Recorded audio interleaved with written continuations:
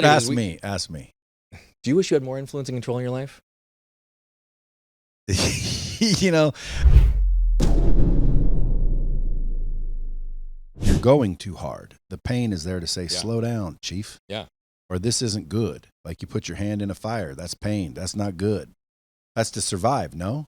So it is to survive. However, we need to understand the right types of pain to embrace in our life. Well, not only that, but that you're not ever going to avoid pain. So you might as well learn this. Embrace it. Yeah, you might as well learn this. Because again, you're not going to stick your hand in a fire. No. But you will be broke up with. You will be fired. You will be freaking ridiculed. Yep. How do you take that pain? And what do you do with it? Well, we need to that's what you're expert at. It's part of it, but it's also helping people understand how to move through the pain that has not been dealt with. Yeah, earlier we were talking about, how I laugh in movies when I'm supposed to cry. And quite frankly, every movie that like you see an underdog get cheered for, I freaking tear up. Why? I don't know. But it's probably something. I bet you there's an emotional trigger deep in there that they could be unpacked. There is. How does one unpack it by themselves?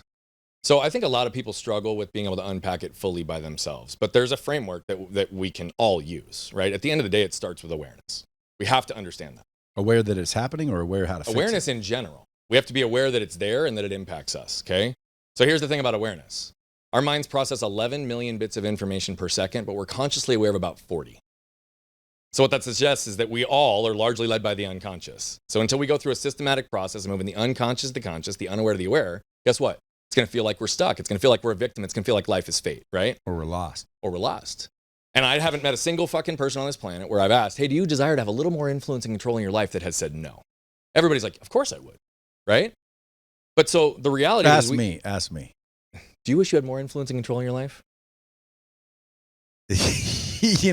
I want to say yes, but when you say it like that, it makes me want to say, I'd like to have a little less. A little less? Yeah. I'd like to be like, just floaty and who gives a rat's dick. But by the way, that could also be influence and control in your life, because if you want that, Brad, you could have that. You're right. That we agree on. And that's what nobody knows is, dude, they can have what they want. Whatever the fuck they want. If they just realize it. Yeah, but it's not about, right? Like, again, if you want to go be a billionaire, you're going to figure out the path to go be a billionaire. If you want to be loosey-goosey and free and not have any commitments and expectations, guess what? You could sell all this beautiful equipment, probably go buy a place and never work another day in your fucking life. Indeed. Okay? But that's not the point. The point is, what keeps people stuck is nobody actually aligns what they really want. Yeah. So you could say, yeah, sometimes I want less, but you don't really, or you'd fucking do it. 100%. Because you're somebody who's going to take action on that.